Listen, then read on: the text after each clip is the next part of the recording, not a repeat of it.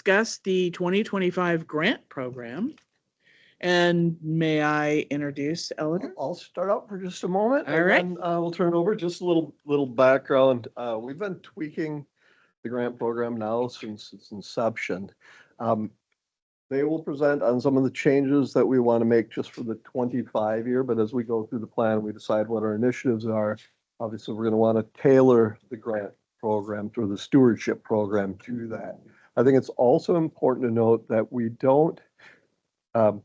should develop an actual policy of what our grant program is. Right now, we're relying primarily on the 10-year plan, and that really just says we'll develop a stewardship plan. Now, there are stewardship plans that we have, but they need to be brought forward for adoption fully. So with that, though, I've asked Ms. Forbes and Ms. Mahan to present on the changes. Great, thank you, Manager Pedersen and other managers. We are, I should say President Pedersen and managers. We're going to talk about some of the proposed updates to the 2025 Stewardship Grant Program. I'm going to focus on the Stewardship Grant Program. We do have two other smaller grant programs that we'll touch on at the end. There's no changes, but we will touch on those at the end of the presentation. So what we're going to talk about today is we're going to touch on the budget, some new application windows that we're proposing to reach more new applicants, refine our native plant definitions and requirements, revise requirements for project types and their maximum awards, add a project type, which is shoreland health, which is tied to our shoreland health program. We are refining the requirements for when people submit quotes as part of their application, and also exploring the addition of learning modules as a requirement before someone submits an application. Overall, our goals in 2025 are to prioritize first-time applicants, set clear expectations before an application is submitted, reduce application review time for staff, which is directly tied to setting those clear expectations, promote ecological health, enhance the education value, and also offer support for improvement of lake shoreland health evaluation scores. So just a quick overview of our stewardship grant program. We offer 8 types of grants. It'll be 8 new in 2025.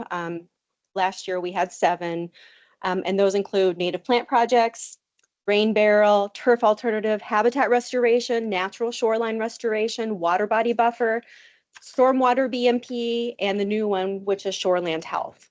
Our applicant categories, we plan to keep the same. That's resident, nonprofit, municipal, business, and schools. And the whole overall process for all applicants is that each application, you have to start with a site visit before you can even apply. Once you get your project planned out, then you submit an application. If it's approved, awarded a grant, then you have 12 months to build that project. Finally, there's an inspection at the end, and also the applicant needs to submit some end of project forms.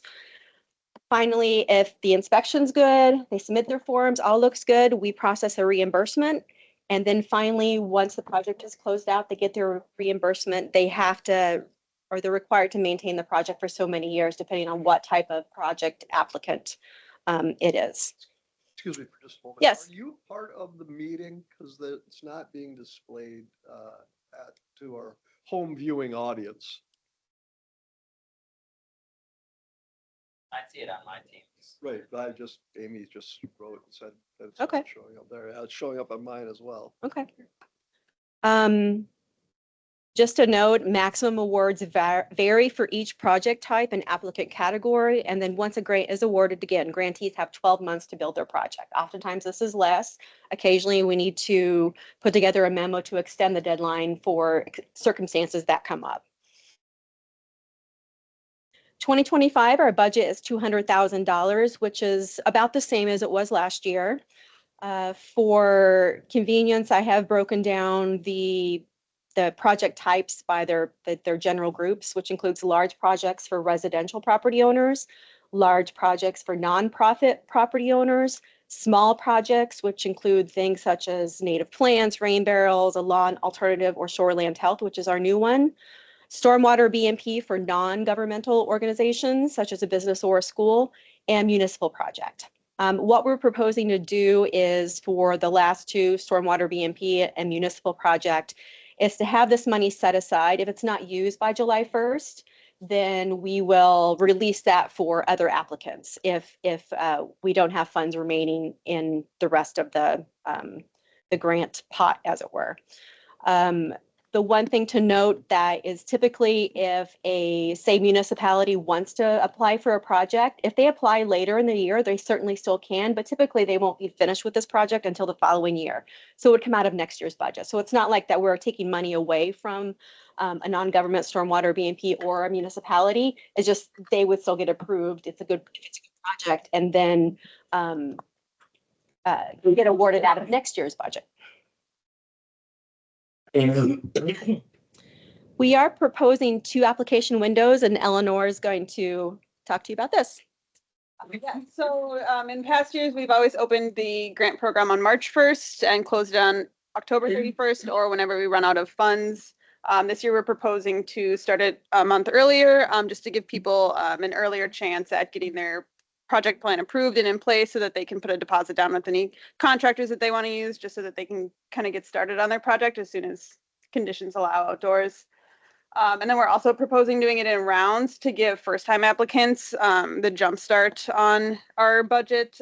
In past years, we do have a lot of returning applicants, which is really great. We love to see those, you know, second and third phase projects or expansions of existing projects, but we do want to make sure that first-time applicants still have a shot at getting their projects approved. So the first 4 months, we would like to have just first-time applicants eligible to apply.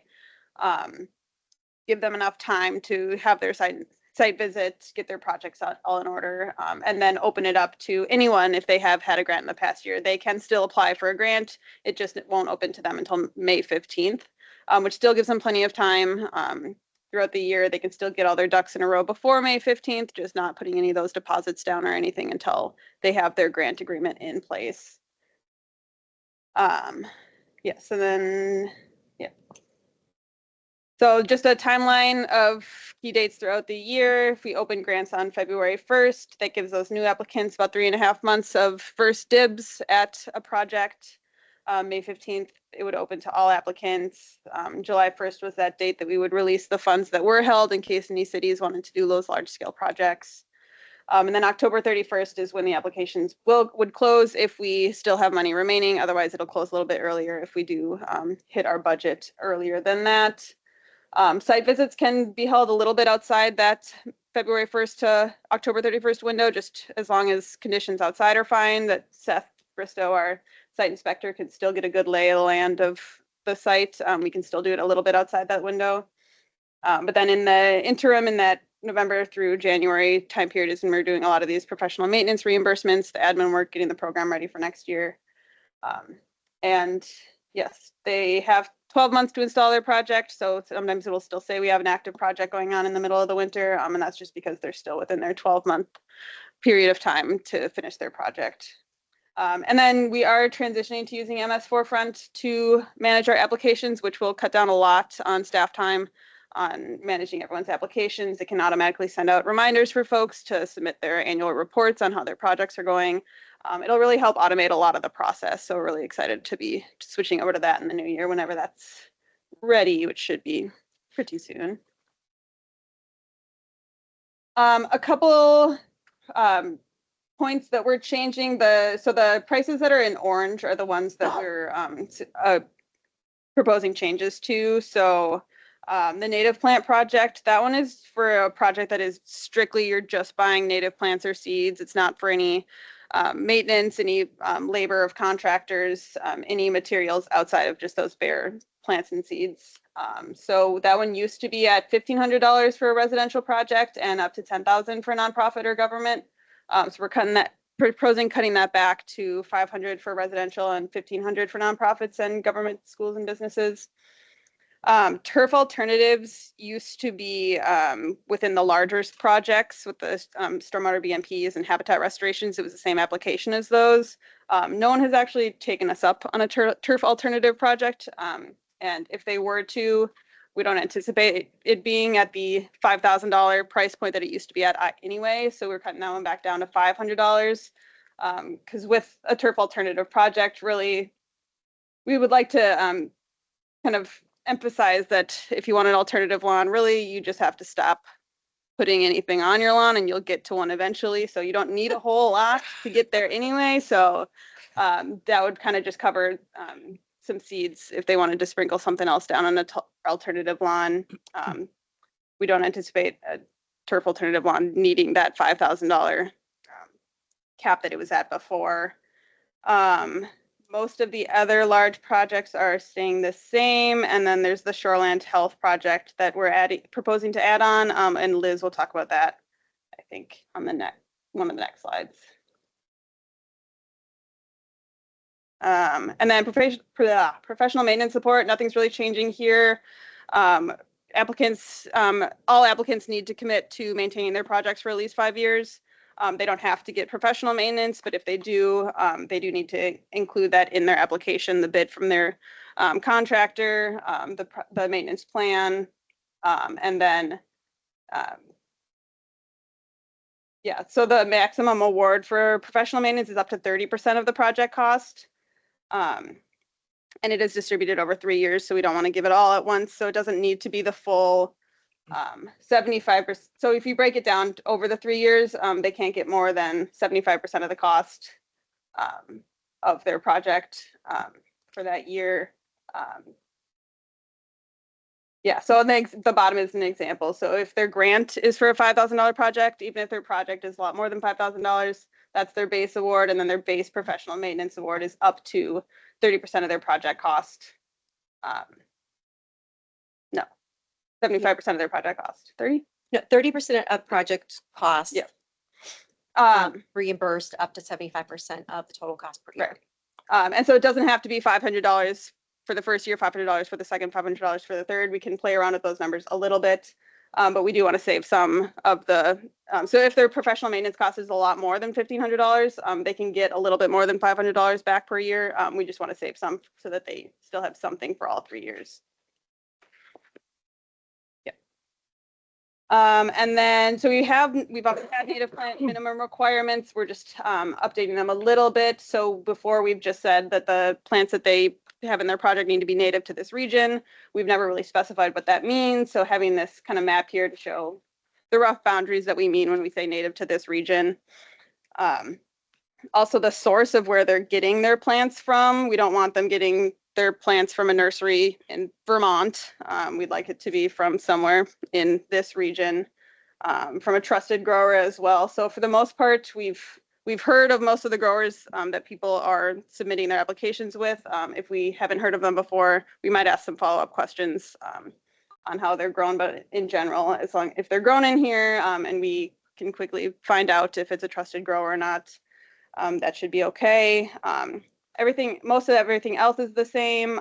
We've always asked for at least 9 different species of native plants, 3 per bloom season. So 3 in the spring, 3 in the summer, and 3 in the fall.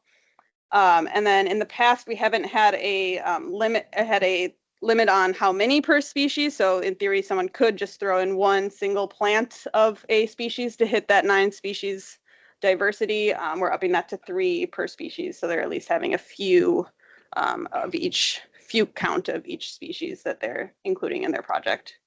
And we've never really had a problem with people just buying 1 of, say, Black-Eyed Susan. But people always find ways to circumvent stuff. And so that's why we want to add that on there. And then something else we're proposing to change. In the past, we've had some growers or contractors will have more high-priced plants, and we've never had a hard line to say, oh, those plants are kind of expensive. So the point of having a allowable cost for each plant type is just to kind of give us something to say if this is how much we'll reimburse per plant. So if it's a forb grass or sedge, one of those plants will reimburse up to $550 each per plant. And we can play around with those numbers each year based on vendor price. We can look around and see what things are going for every year. But just in general, it's just to kind of give a cap on how much we're willing to reimburse to incentivize buying the cheapest, which is usually, you know, seeds and plugs. The smaller plant that they're growing, the cheaper they'll be, and then the more cost share that they can get from us. So if we only reimburse up to 75% of the project of the plant cost up to $550, it incentivizes them to buy the cheaper seeds or plugs versus the larger 1 gallon or above containers. Just we don't want to say you can't use those, but we don't want to deter anyone that really wants that kind of full polished look right away. We just like to give them as much incentive as we can to pick the smaller plants, but we don't want to say absolutely not to buying a larger plant. We just want to say it's healthier if you buy these smaller ones, and you'll get more bang for your buck if you do. Yes. Terry, do you know if anyone else is having trouble? I can switch the format that I'm sharing my screen. Is it okay? All right. And I noticed there's some, links to the Okay. Yeah, I'm sharing through Teams right now instead of sharing my screen. So it just, yeah, makes the fonts look a little funny too. So apologies for any weird fonts. That bothers me to no end. But all right, let's talk about, yes, David. One quick question. So for trees, you don't have to buy 9 trees, right? No, so that rule only applies to forbs, grasses, sedges. We've excluded the woody plants, shrubs, trees, just because of that, because, you know, we don't expect people to buy 3 bur oaks for their yard. Yeah. So yeah, it is restricted, or it is limited to the herbaceous plants. Thank you. And you are telling people that many of our cities actually have tree and shrub sales, right? Yes, So they- we have that on our grant page Great. under resources. So we tell people about what are the regional native plant markets that are going on, because a lot of cities and others host those, as well as if there's a tree sale, like your city, check to make sure your city has a tree sale. So are you also saying if you're going to the neighborhood sale, the neighborhood plant sale, Mhm.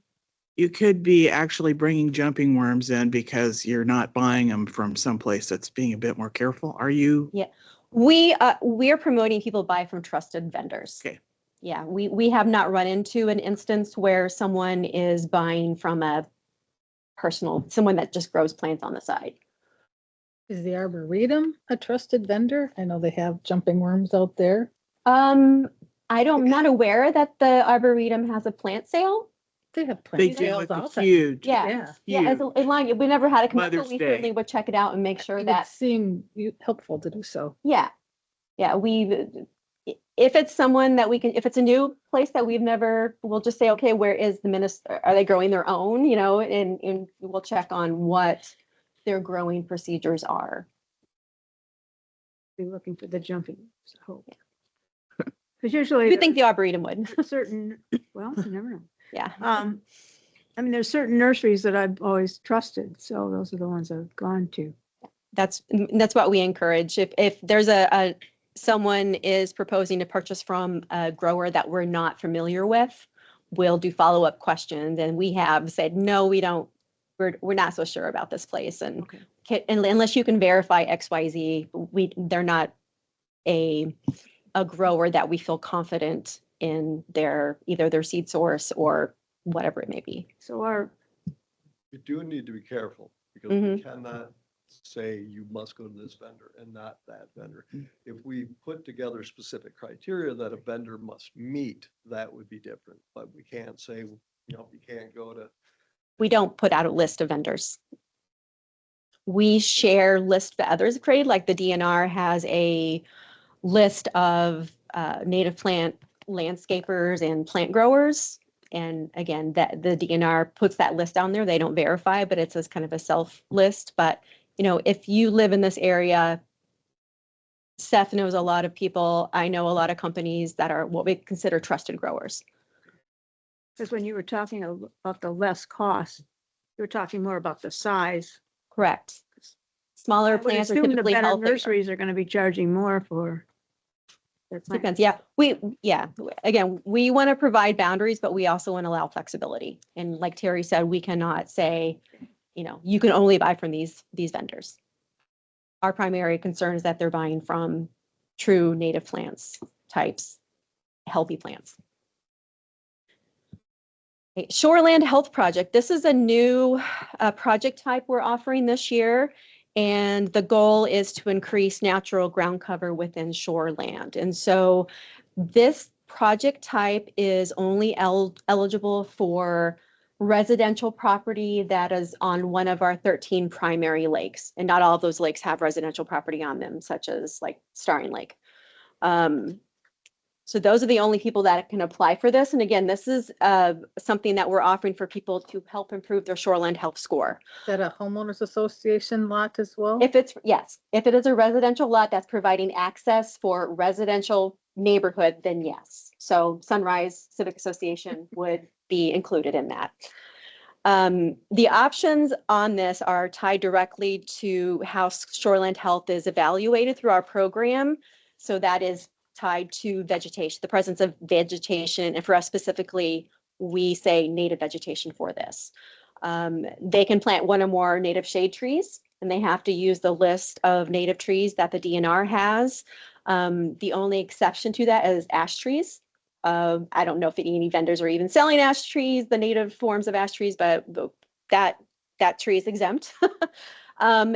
And no cultivars of native trees except for native elms because of Dutch elm disease. There are some cultivars of native elms that are resistant to Dutch elm disease. So those are the only exceptions to that rule. And with the $1,500, someone can get reimbursed up to $500 per tree, up to $1,500. And that includes not only the purchase of the tree itself, but also the installation. So we really want to encourage shoreland owners to put trees, native trees in their yards. And allowing for $500 out of pocket, 75% of 75% up to $500 per tree, and that includes cost of installation. So along the same lines, native ground cover, so shrubs, wildflowers, grasses, sedges, we are allowing them to do that as well. 75% of cost up to $1,500. And again, they can do one tree and plant however they want to spend that $1,500 is just fine with us.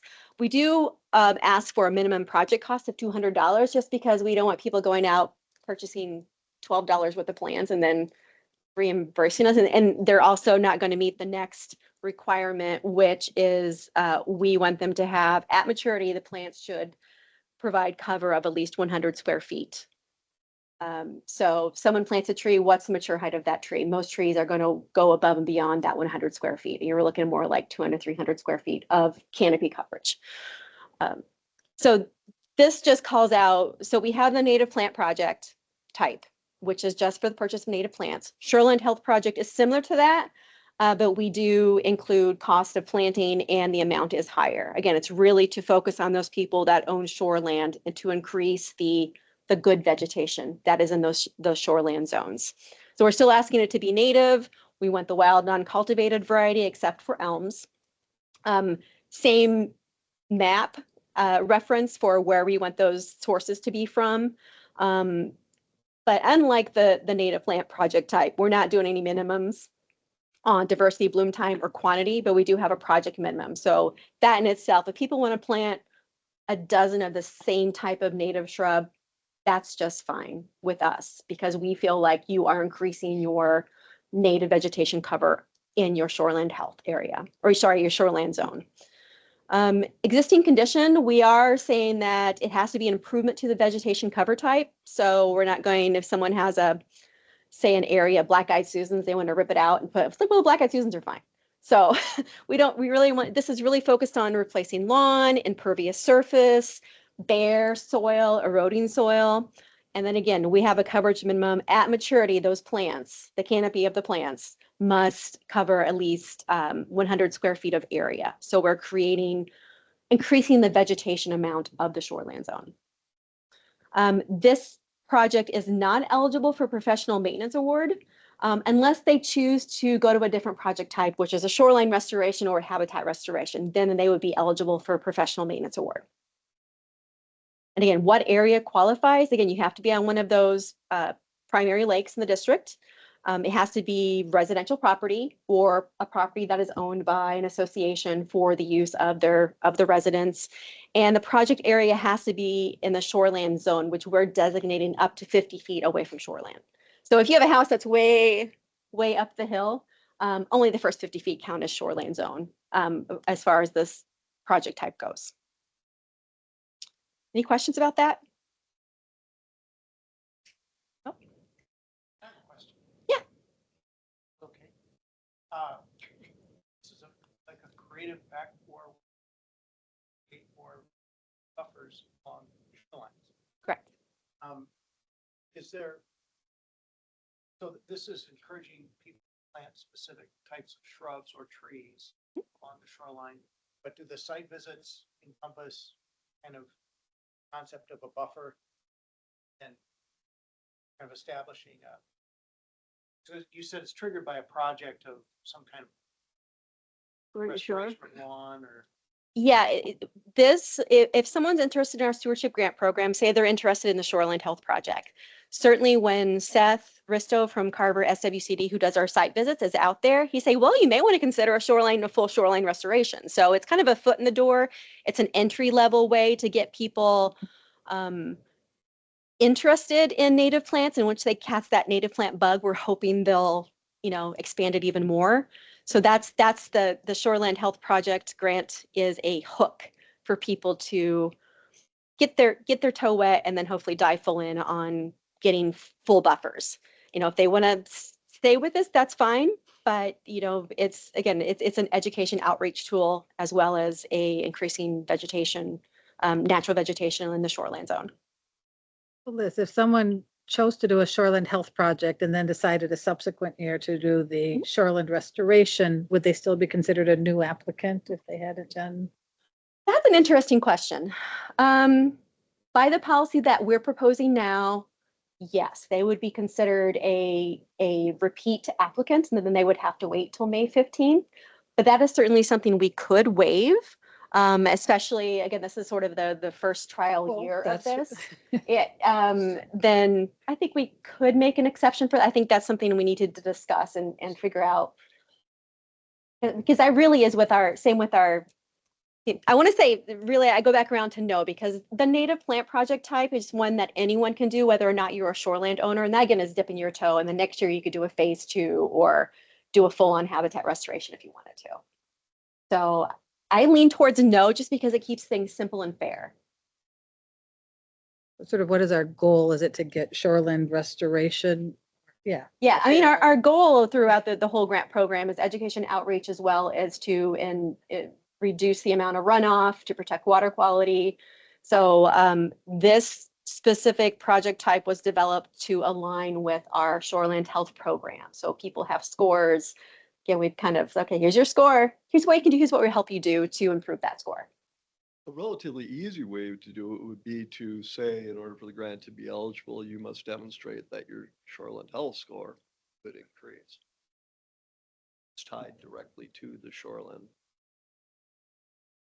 Yes. So do you have a special plant mixture for people who have turf grass right to the water's edge? And maybe they're tired of getting their lawnmower wet. I don't know. But We it don't have, seems like there's a lot of people that have that they feel like they want to maximize the view of the lake. And, anything tall would be an affront to them. They wouldn't want to do it. yeah, there are some seed mixes out there. I don't know if there are ones specifically for a shoreline buffer, but certainly there are like low growth or short prairie mixes and stuff. So, I mean, I'm not aware of one that's out You there. wouldn't, if they were just going to do a different kind of grass. It has to be native. It has to be native. And turf grass is not native. If they wanted to do a lawn alternative project, then that's a different project type. State of Minnesota does have a number of different Mhm. seed mixes. for different conditions. So, and we typically just point them to that.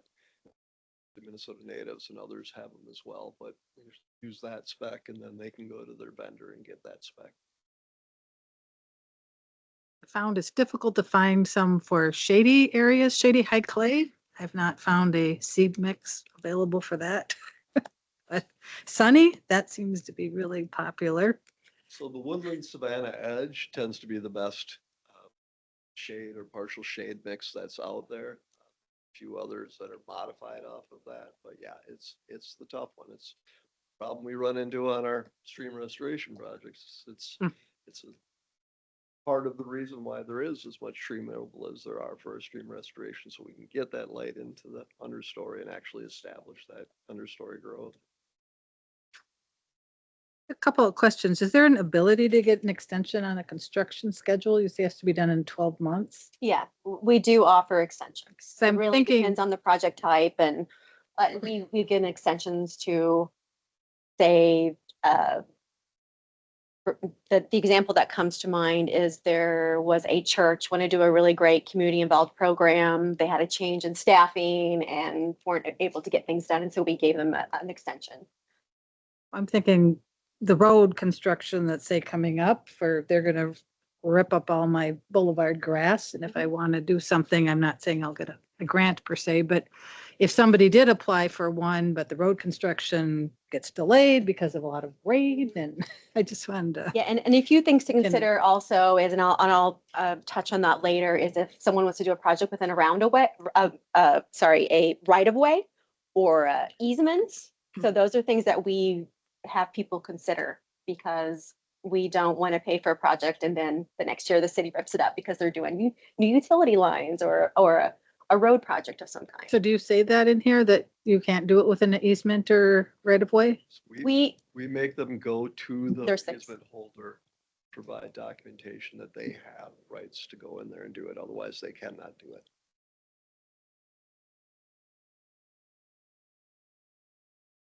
Liz? Yeah. Do you have any statistics on this year on how many grants, how many people applied, how many completed, and how many are? not at the top of my head, we'll be putting that data together when we do the grant program report at the end of the year. Okay, We did spend all of the grants. Yes. We did commit all of the budget.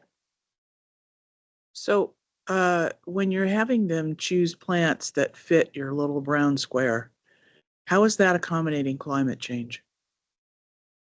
That's why we chose that square. Yeah, it's the whole northern half of Iowa, western half of Wisconsin. So yeah, it's not something that we are requiring people to consider at this time. But certainly, if we want to think about trees especially, then we could adjust the program to allow native trees in addition to. There was a fairly robust discussion at the CAC. We talked about Mhm. Northeast Nebraska and other things. There were definitely two schools of thought in that. Yeah. So this was kind of the compromise to. So my friends over at bluethumb.org who do the Lawns to Legumes program use a Minnesota resource for native plants.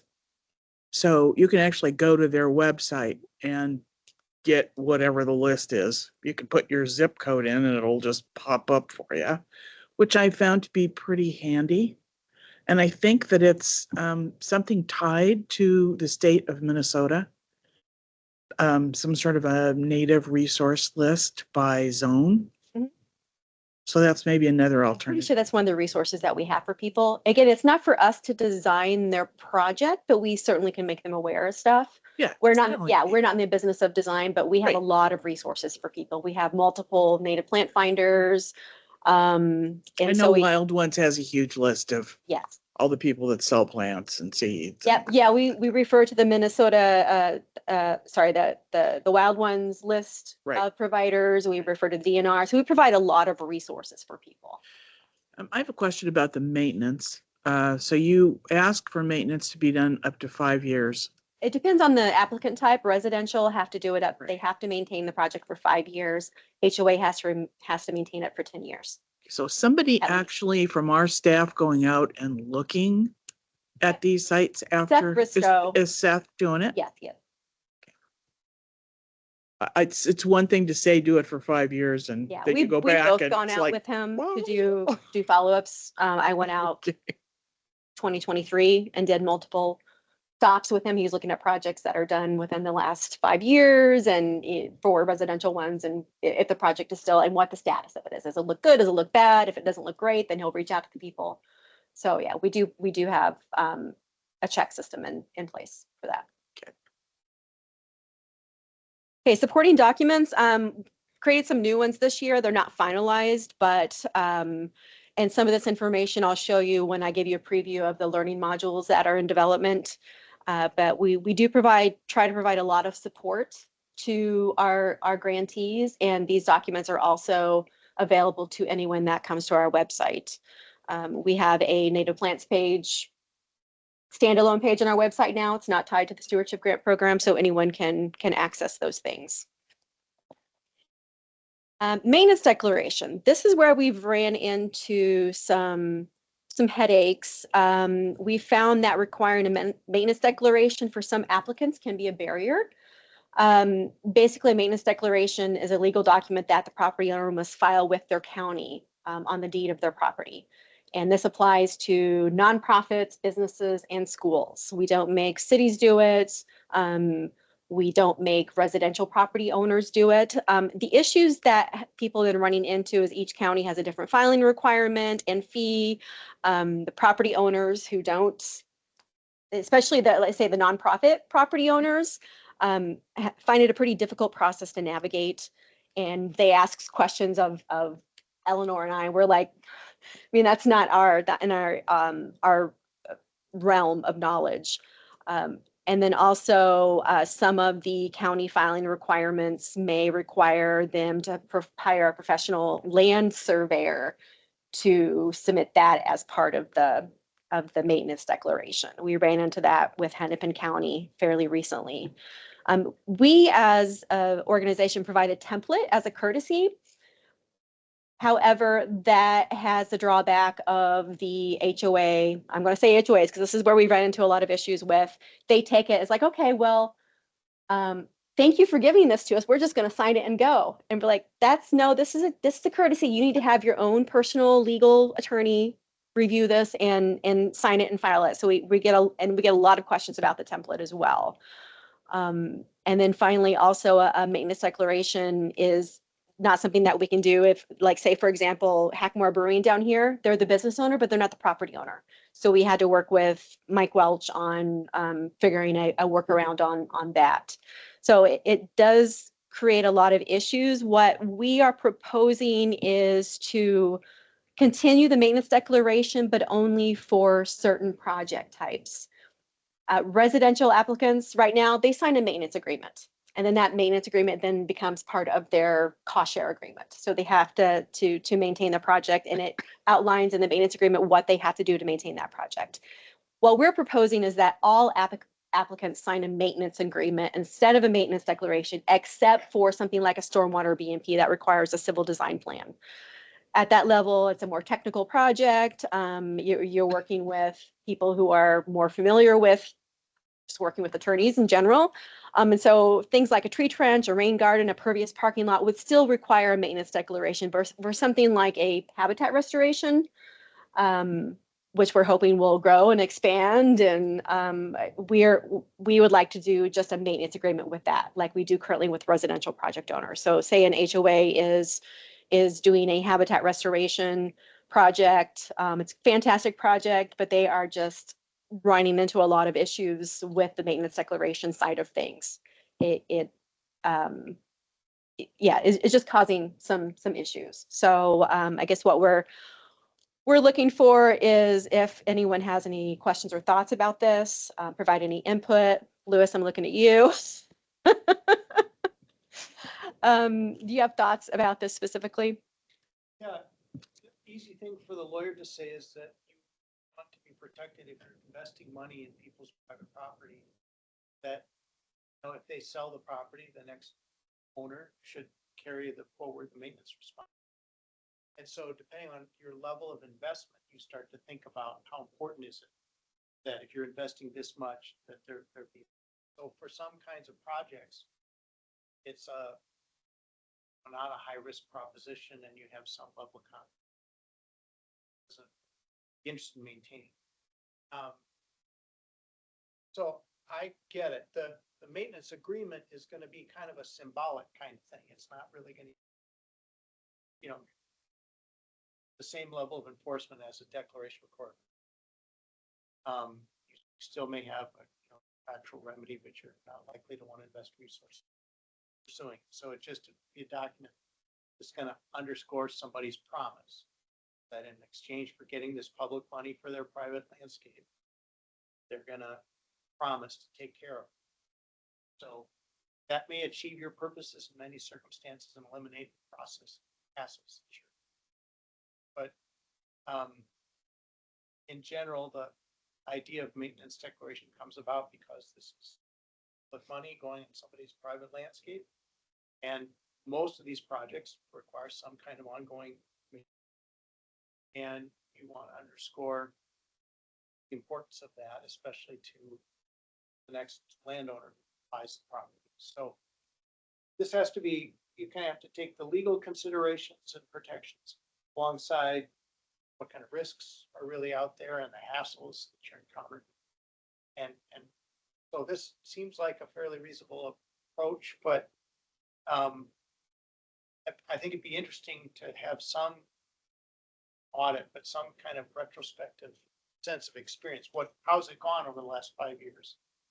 How do we feel like property owners are taking the responsibility, and do we feel like the investment is worthwhile and giving us the outcomes? And then that kind of informs this risk calculus. So just to follow up on Lewis's point, it seems to me that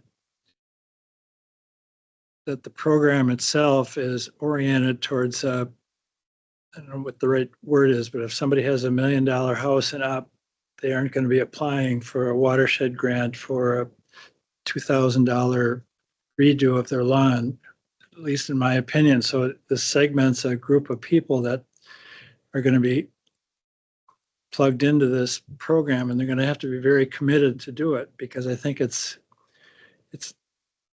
having gone through this a little bit last spring, it's not as straightforward as it might seem in terms of the ins and outs of the maze that you follow to do this. And so it seems like adding in a maintenance agreement, a quasi-legal agreement at the end is just overkill. So if you look at the motivations for why people do this to begin with, I think Lewis's point is have something in there that intimates that, we're hoping that you maintain this, that you've gone through this great effort to do this, including getting the grant, that they're going to do it out of their natural motivation to keep it whole, to keep it, making it work the way it is. So this feels like it's going towards what we do with our regular permits that go through the system here, except that maybe, Let's do require maintenance time. I know, but I'm just saying. So Tom, I would disagree with you, because having seen so many of these projects go in, and then you say you really need to maintain this, and I go back 5 years later and I see what it looks like, yeah, your money is just being shot right in the wrong place. Unless you have some backup reinforcement, I just don't know if people are gonna go out there and pick out the thistles and the buckthorn seedlings, and they just. I think structural versus non-structural, going what Mr. Smith said, is there some financial threshold? Yeah. So there's a point where the grant that would be lost is less than the money that we would Right. put in trying to chase it down. If we gave out a $700 grant, we'd spend more staff legal time to recoup that. That'd be the That's bigger like ones. $1,000 Yeah, threshold or the something. bigger We could ones look or at something. that. Yeah. Yeah, and just to clarify, residential properties, which residential applicants who can get up to $5,000, we do not require a maintenance declaration. So it's those higher projects, which are, yeah, the nonprofits and the businesses and Okay. schools that would require that, or Well- had been requiring that. And we've gone to the level of frustration where we're like, this is a really great project. We're just going to waive this. Don't listen, Lewis, but um, because it has been such a hassle, especially when the Hennepin County is asking them, well, we need you to have a legal survey to set the boundaries of this project area in order to file. So have to come up with fees for someone to go out and survey it, filing fee with the county, as well as attorney fees for review. So it does become consequential. Is that part of the grant? Could that money? No, that's on I them. mean, that's another option, to include that as additional funding within the grant, up to $500 or something to record the declaration. Because on the flip side, the one that you're referencing, preserve, it's a lot of money, and I would really hate to just put that on, just give me your word that it'll stay there. I mean, that's that substantial investment that the district has made on that property. And if we're going to proceed with the declaration, the requirement of the maintenance declaration, I think we need to have some kind of guidance for people. I mean, they're asking Eleanor and I, we're like, this is not our realm. I can work with Michael and put together just a little kind of step by step where you go, who you talk to, what you need to bring, what you need to ask. What about reaching out to Hennepin County and letting them know this is a bit of a barrier and see if there's something we could, One of the things I tell folks to do is go to the Minnetonka office. Don't go to the downtown office. It's easier to navigate, but I think if we had more for them. We could talk to Hennepin County. I doubt that would change too much. I mean, this is it. This is what we need to have in order to record something legally against the property. So I think we could give them more than the template, give them an actual instructions. If here is how you do it. And if the managers are in agreement, I would even say that, that portion of it could be eligible for reimbursement as part of the percentage of it, or could count towards their share of the grant. Be another way to do that. I guess I would be in favor of that. I think it would make sense to me, especially if people are, once they get up to that, they may say, oh my gosh, I don't want to go through all this hassle to get my, whatever it is, it's a lot of work to do it. So if we can help them out with what they need to do and use part of the grant money to help them actually do this maintenance thing. But I would say you got to figure out what your cutoff is. I mean, when is it really worth to actually have them jump through all these hoops to make it worthwhile? So you're saying maybe even for the HOAs, there could be a limit below which they don't have to. Right, Who would determine that limit? right. So we're looking to you to tell No. us what that number is, I'd say. It was my hope to come back in February with a full grant policy anyway Okay. for the district, and we could just incorporate that into that policy. We're getting within 15 minutes of our regular meeting. Mhm. So Let's buzz through. Move forward. I'm just going to go through this part really quickly. So these are just some draft learning modules that we're putting together. And this would be something that someone has to watch before they apply. Again, this is to help people understand if they miss it in writing, maybe by watching a video, it'll soak in. And we don't have so much trouble on our end on returning applications in because they're not doing what we want them to do or what we require of them to do. So the draft learning modules that we're proposing are one on application basics. Literally, this would be like probably 90 seconds, 2 minutes that someone would have to watch, check that they'd watch it before they submit an application. Requirements for native plants, because we have several projects that require the use of native plants. And if someone is a newbie to native plants, they don't understand native R cultivar, all of that. So just a module on that. And then specific modules on project types. Again, hitting those things that people most often have trouble with understanding or missing in in the information that we provide with them. So learning module 1, again, I'll go through this really quickly. Application basics would look something like this. We just tell them, this is what the purpose of it. These are the projects that are eligible. These who can apply. With something called out at the bottom, it's like if you're a homeowner, you have to submit the application yourself, because we've had people have consultants submit on their behalf, and that gets into an area we don't want to go. Frequently asked questions. Can I begin the project before I get a grant award? We have this in multiple places, but people still start their project. Like, well, you're not in a grant agreement yet. As well as, can I give a down payment to a contractor before I get a grant award? And we're like, no, your project hasn't been approved. If you have a consulting fee, that'll count for reimbursement later. But anything else, no, you've started the project without a grant agreement in place. We want to bring up the fact that you might need a permit depending on what you plan to do with your project. And we will review that in-house to see if you might trigger a permit. Quote requirements. We've had people send us just a number for a quote. We're like, no, we want an itemized quote. We want to see what the items are, what the description, the purpose is, what the item cost is, what's the cost for materials versus labor. And then we get people who submit a quote from a contractor that is a bunch of different stuff, and only like a small portion of it is for that project, the grant project. And that makes it really hard, labor intensive on staff end to try to figure out what portion is that for the project and what portion of that. So we want to have a firm no. If it's like maybe one minor thing, okay, that's fine. But if you're trying to do a whole landscaping project and doing one little native plant project, you have to have a separate itemized quote for that, because it becomes a huge hassle for us. And especially at the end when you're trying to match receipts up to the quote that was submitted. Erosion control materials, we're going to make this, we already kind of had this, but not in writing, is that we want to make sure you're wildlife friendly erosion control material. So we want to call that up front, and we have one of the documents that's in creation is something for people to give their contractor.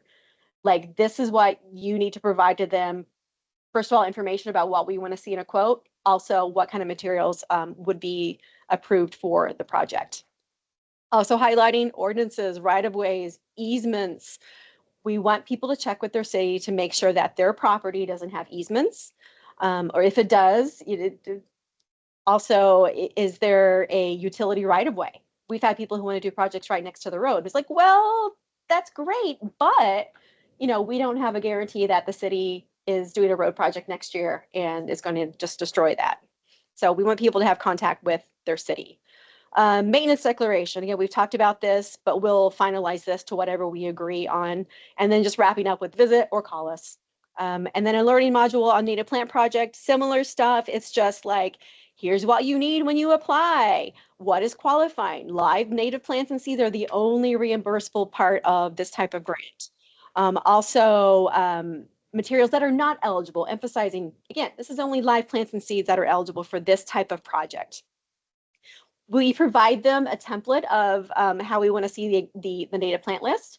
Most people they purchase from, most reliable, well-known native plant suppliers will already have this. But if someone, say, wants to go to a native plant market or something like that, we need to have that broke down. And it also helps them when they develop the cost for their project. This is part of an itemized project plan.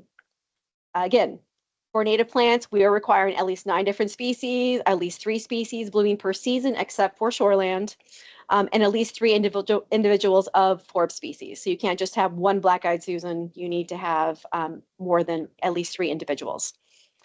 Providing them examples of what we mean when we say site map with a planting plan. People have trouble understanding what we want, so providing them examples. Like, they can draw this up themselves. They literally can just get some crayons out and draw this up. That would be just fine. Habitat restoration project. Again, I'm going to go through this really, really fast, but we are clarifying what we mean when we say habitat restoration.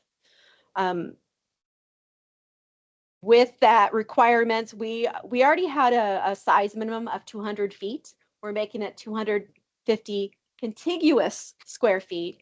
And now you're able to fit a 10 by 10 foot square within that, because we've had people do some projects that are really more landscaping and not really habitat restoration. Yeah, it fits into our policy for that project type, but it's not really a habitat restoration. So we want to refine that.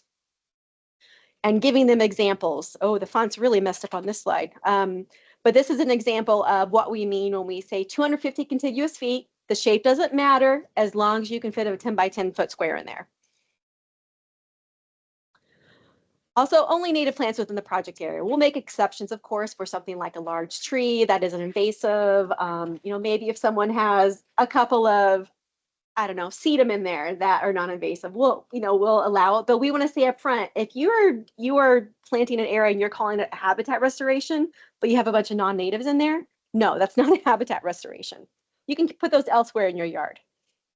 Also, tips like mimicking nature, design tips, and what the required documents are when you submit an application. Maintenance plan, we give people details about what we're looking for in a maintenance plan. It really is just how often do you plan to monitor it, what are you going to do, etc. Mulch, we want people to habitat restoration. If they're going to use mulch for erosion control, make sure it's non-dyed. And then just a couple more slides here, and Eleanor is going to talk about these. So just a real quick rundown of the other two grant types that we offer. We have action grants that are up to $250. These are really small projects. The only requirement really is that you're doing something that helps protect water quality and you're working with at least one other person. So it could be like an Earth Day cleanup with your neighborhood, planting native flowers with a group of friends. Really those small actions that it's more of like an education outreach initiative, just giving people the push that they need to do some sort of smaller project that incorporates other people in the work of freshwater. And then educator grants, we offer up to $400 to district educators. Really anything, if they can spin it as tying to water quality, we're all in. Buses to nature centers, building terrariums. We've had teachers use them to get waiters for students to go out exploring creeks, out to little materials for classes to go adopt storm drains near their schools, anything really for educators to get their students interested in clean water. And then I think the last one is we'd like to start offering a buckthorn uprooter loan program just to give people a little extra help on tackling buckthorn in their yards. We could have them write a check or do cash, just have some sort of deposit for the price of the tool, just to make sure that they return it back to us when they're done. Give them 7 days to use it. We can be really flexible with that. If no one else has requested it later, we can extend that if they need more time. But just to give an extra hand with that. And this is for anyone, and not for grant recipients. Yep. This is for anyone in the district. Yep. And then the last thing is just the next steps. So we'd like to have a finalized grant policies and procedures document to show you guys, hopefully at the January or February meeting maybe, but just to have something that you guys can approve and that we can have that is out there. And then we're going to open the program to the applicants in 2025 on the 1st. So that. Yeah. Thank you. This has really been super, and obviously you care, and it's a lot of thought has gone into how this should work. I've sent people to you before, and a lot of good stuff was what I've heard. So lovely. Thank you. So we are within 2 minutes of our 7 o'clock time frame. Quick. So in there, There's only like snacks anyway.